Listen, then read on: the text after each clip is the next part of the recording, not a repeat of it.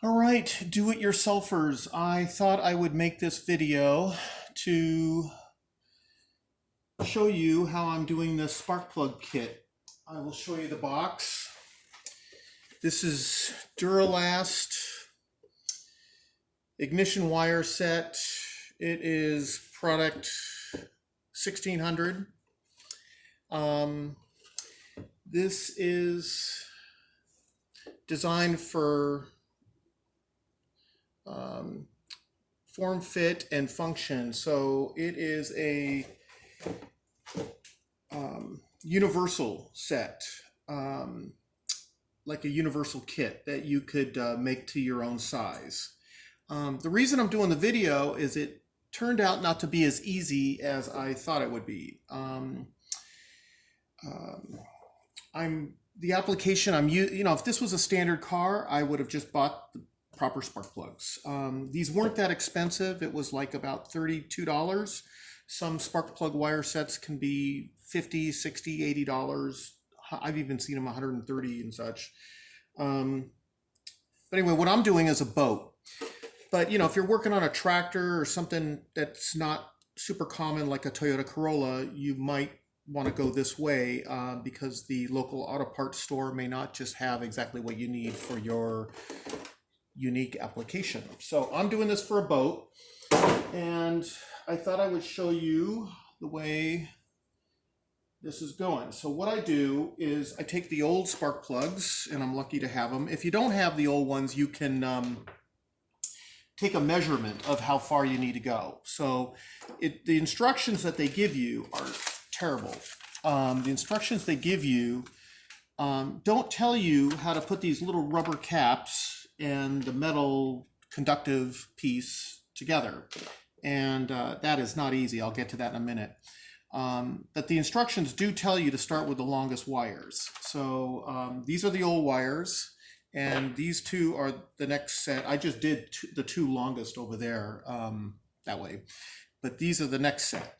This is a 6-cylinder 4.3 liter V6 Chevy, but I can't just go buy spark plug wires for 4.3 liter V6 because the exhaust manifolds have these big baffles full of water. I'm sure there's a good name for what those are, but I call them baffles. But anyway.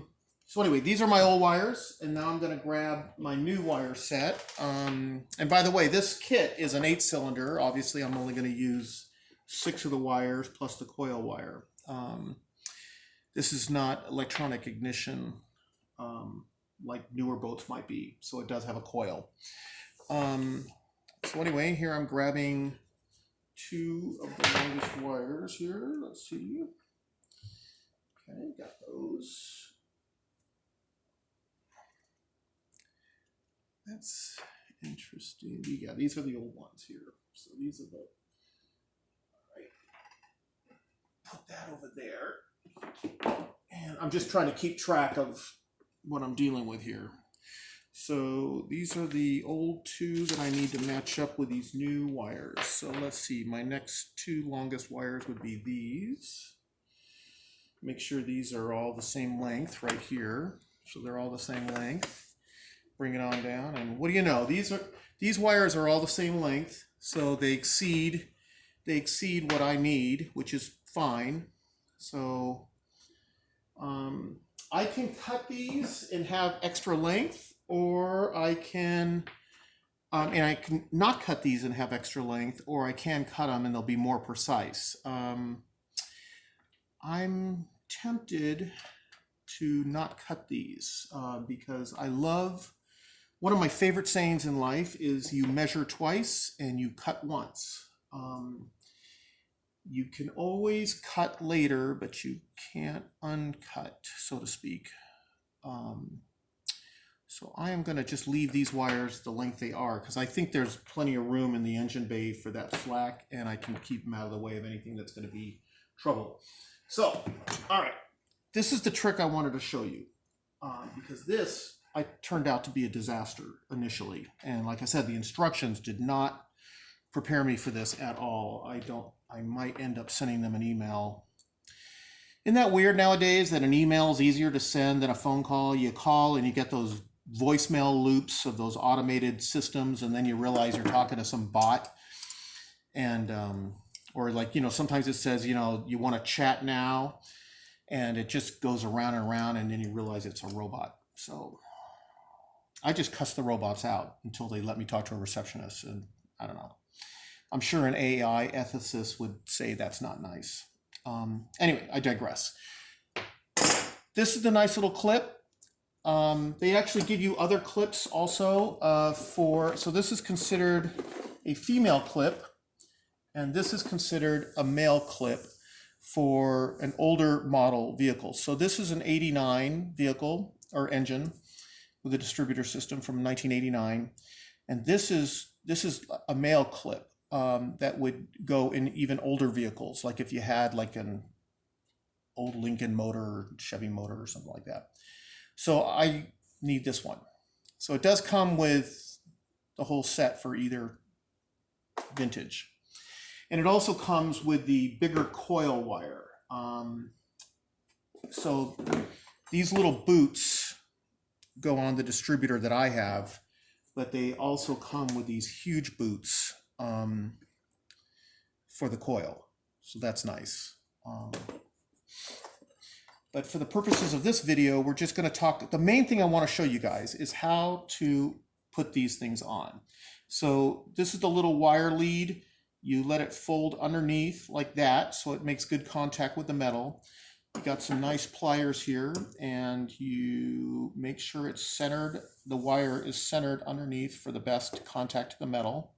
And I slowly start crimping. Now the trick with the crimping is not as easy as it sounds, because that's going to come in later with the rubber boot.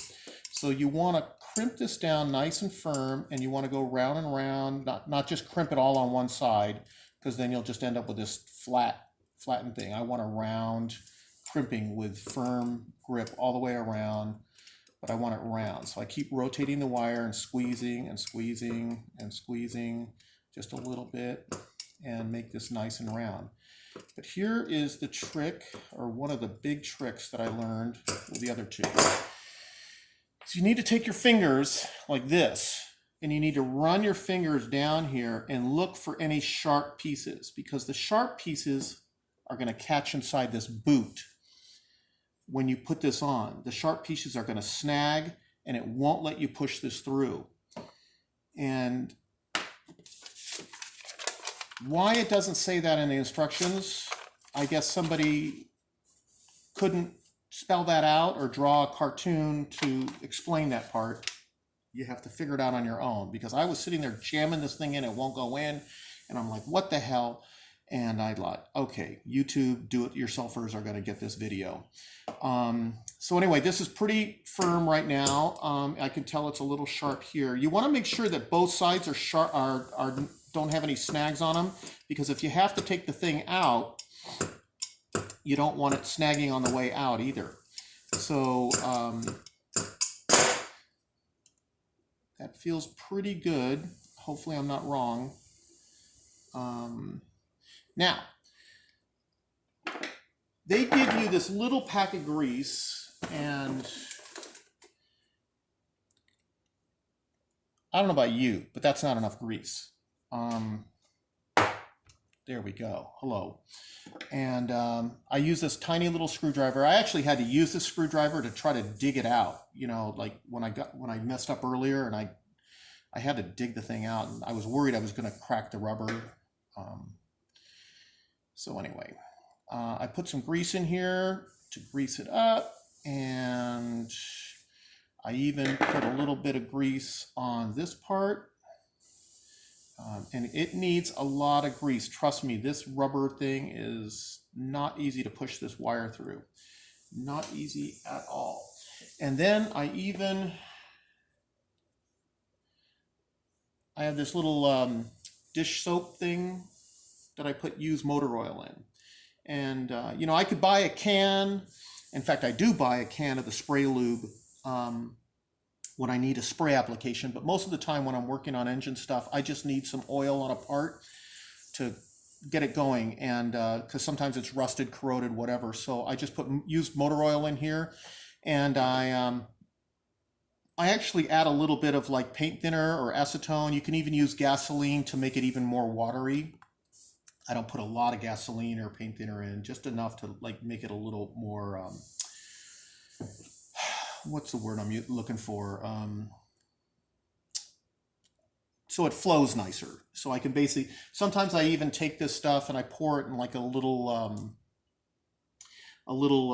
like an old yogurt container, and then I take a paintbrush and then I can paint all the parts that I need to get softened up to take them apart. My dad was a mechanic, and he was huge on the courtesy of one mechanic greasing up all the parts really well when they put them together, so that the next mechanic that comes along doesn't have to deal with all these frozen bolts. So I've been that, because anyway, I'm yet to keep the vehicles long enough that I usually don't have to come back and come at it again. So anyway, here we go. I'm going to start running this thing in. Now this is the part that I hate, and I almost returned it over this. Hopefully this will go smoothly and I won't have to redo this in front of you, because that'll be a little embarrassing. Let's see. Got to put this wire up like that to get a good grip. And then I grab the wire here. Don't want to press too tight because I don't want to damage that rubber insulation. And then I just start to push this thing in. This is a disaster. I hate this part, and I wish it wasn't that difficult. You know, I'm tempted, actually, I should still say that I'm not completely over it yet. We'll see how this all goes, if I can get this or not. But I'm tempted to just buy the wire set for like a big V8 motor, because that will work. But the problem is that that wire set is going to leave me with a lot of slack. And I don't want a lot of slack. Oh, see that, man? Jesus. I'm not really happy about this. This should be a lot easier than it is. They sell this thing, and it should be pretty easy and self-explanatory for most people. And I don't know why I'm having a terrible time. No instructions. Damn thing's hard to put on.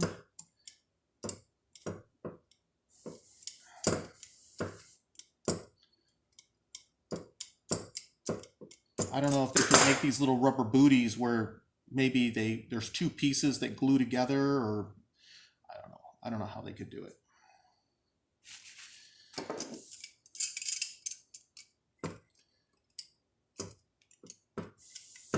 And by the way, this thing would come off even if I didn't have any grease on it, because I initially started with just using just a little bit of the silicone here to put inside here, and it just was a disaster. It did not work. It would not go in at all. All right, so I'm having trouble. Now see, it's pinned up right here. So I gotta get that over. You know, I thought about putting these like in some boiling water, these little rubber tips, just to soften them up. It's not that cold right now. It's probably like 80 degrees here, 75, 80 degrees. So it's not like these rubber booties are just frozen up with the cold. But you know, yeah, if I put them, like even if I microwaved a little glass of water and let them soak in there a little bit, that might soften them up. But anyway, I don't think they're that frozen up. See, now I'm having problems right here trying to get this over this lip.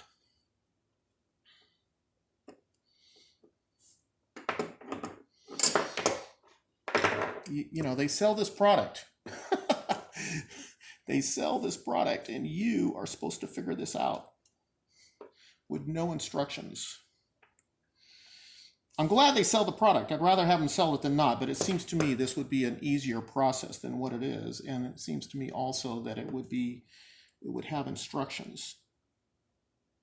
And by the way, if you think you can just run the wire through, put the metal on and pull it back, no.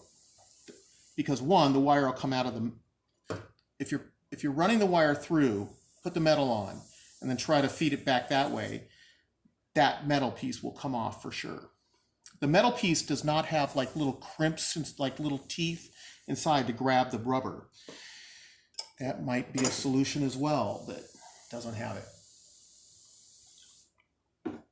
Anyway, I don't know if I'm going to get success in the next 30 seconds or so with installing this, but I will try to get this thing on before I give up with this video. I'll put in the comments if I ended up returning this whole gigantic mess and just going with the V8 system. There we go. Look at that. It's slipping in. And